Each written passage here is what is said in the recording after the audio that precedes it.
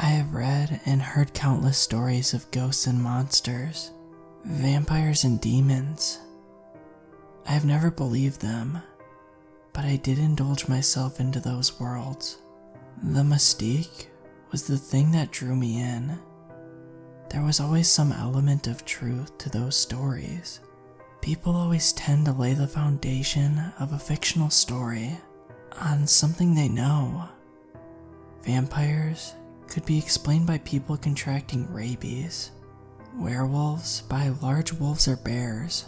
Ancient stories of monsters and beasts could be explained by the simple lack of knowledge of the people from the past.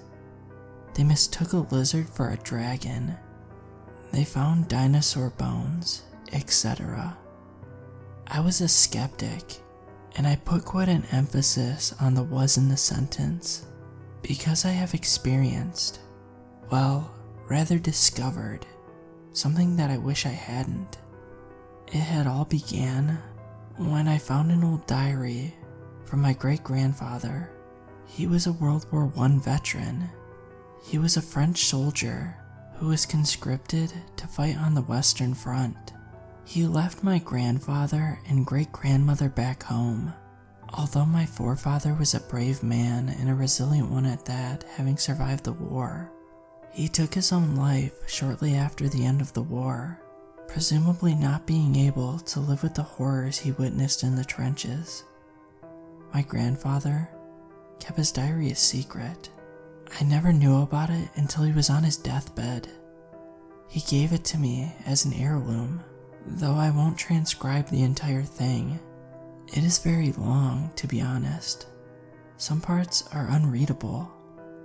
He wrote in the trenches when he had the time. Other than being old, it was already dirty and worn out from the mud and rain. After my grandfather's death, I decided to have a read. The first 20 pages were the initial stages of the war.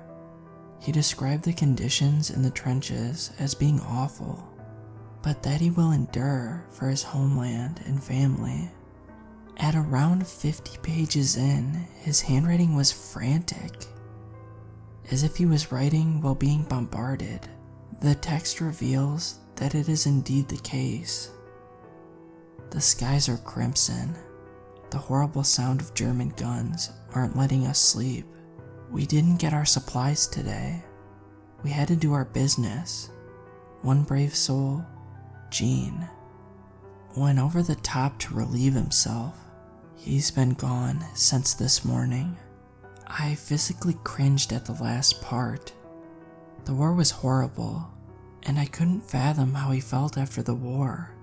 Going back to normal life after all of that. He continued his semi-regular notes. He wrote of the conditions in the trenches, and how he didn't want to get close to anyone, knowing that they'll inevitably be gone sooner than later. The notes seemed to become strange. He started describing an enemy, not the Germans per se, but an enemy that threatened men. I'll have to recite his own words. The enemy appears again in no man's land. It consumed the corpses. Screams of agony were turned to silence. And then, the men rose, not of their body, but of their soul. They had no mercy. They picked no side. They are neither ours nor theirs.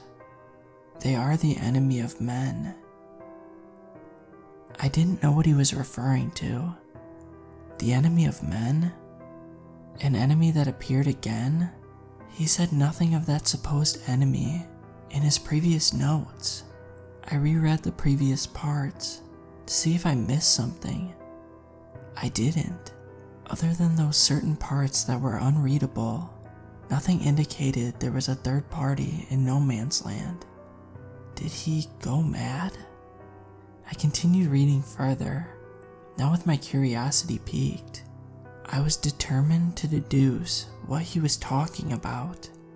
His notes were about the same daily struggle, with some peculiar sentences interspersed in his paragraphs. but it wasn't anything that detailed what he said of the enemy of men. I decided to close the diary and stash it somewhere safe. Eventually, I forgot about it. Until very recently, that is. See, the death of my grandfather was tragic, but it was expected. He suffered from lung cancer, most likely due to his chain-smoking tendencies. I managed to get through it. The turning point was my 25th birthday. That day is when things started to get weird. From that day on, I saw things in the corner of my eye moving. I had a lingering feeling that I was constantly being watched, and I have to put it on record that I had never experienced bouts of paranoia, nor did I have any previous hallucinations. Worried, I visited the doctor to see if they could find anything wrong with me. Nothing. Psychologist, nothing. Everything was fine with me. In spite of taking medications, the hallucinations continued, and the lingering feeling remained. It even became stronger. I attempted everything to put my mind off of it, indulging myself in music and reading. It sort of helped, but it was a temporary solution. One day, I decided to visit my grandfather's and grandmother's grave. I bought flowers and candles to light them on their graves. I came to the cemetery, which was empty. It was during the day, so there was nothing eerie about it, other than seeing things at the corner of my eye. But I got used to it at this point. As I stood in front of their graves contemplating, I saw something out of the corner of my eye again.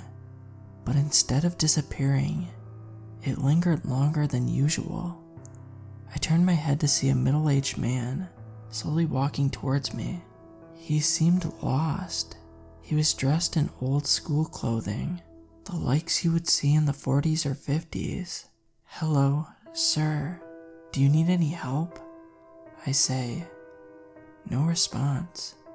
"Do I need to call an ambulance or police?" No response once again. He stared at me and slowly walked towards me. I felt weirded out by it, so I left.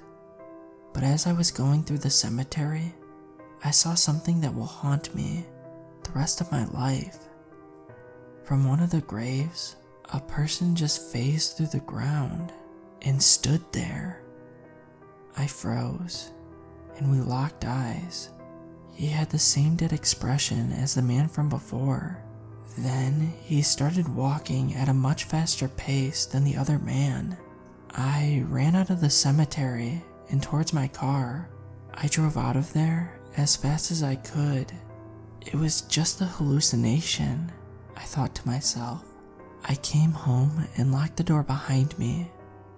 I lived alone and had no pets, so no one should be here. No one. I entered the guest room to see the blinds closed. I didn't close my blinds. The light was off and the room was in almost complete darkness. Then, I saw it. A silhouette of a man, woman, creature, thing. It was 8 or 9 feet tall, seeing by the way it slouched in order to not hit its head on the ceiling of the room. I didn't dare to flick the lights on. What brought me back to reality was a deep, guttural, demonic chuckle. He, he, he, he, he. I gritted my teeth and flicked the lights on, only to see nothing. There was nothing there. I was going insane then. For days on end, I had similar occurrences happen to me. I yet again went to my doctor, and yet again he prescribed me even stronger medication that did absolutely nothing to stop the hallucinations. I shut myself from the outside world.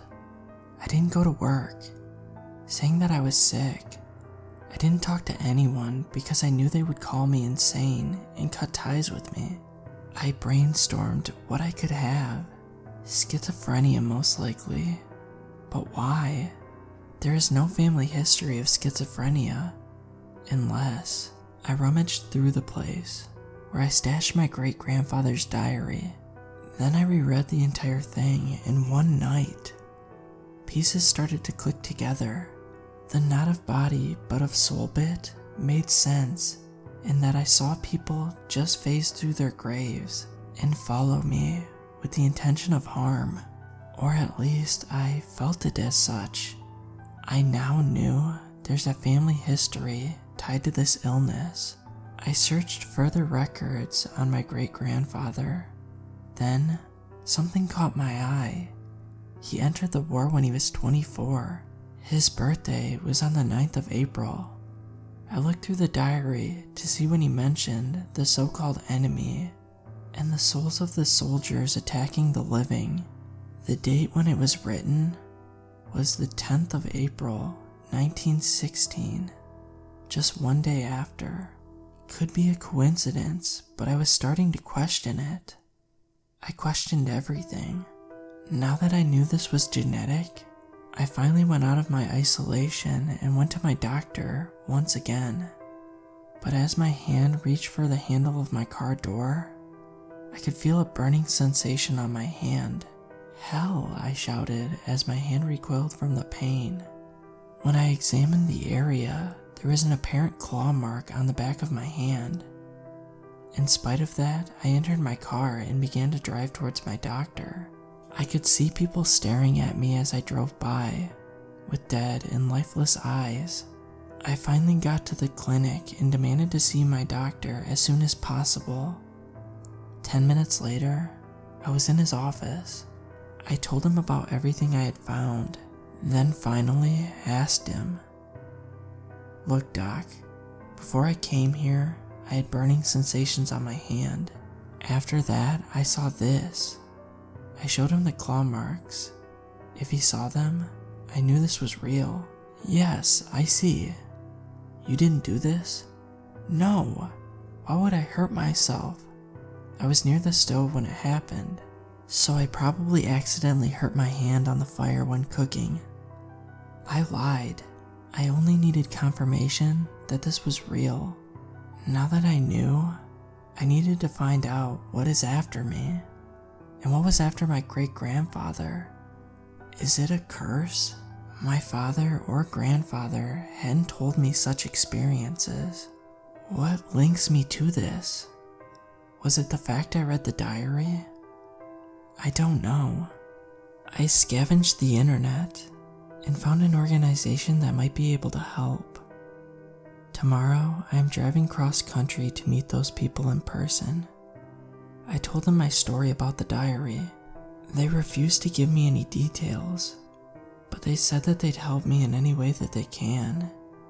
I don't know what I'm getting myself into. I just hope I won't get kidnapped or murdered. I sincerely hope that this can be undone. The horrors of one of the worst conflicts in human history, and some sort of curse. My great-grandfather went through literal hell. I just hope he found peace in the end, and I hope that he can protect his great-grandson. God, if you are out there, help me.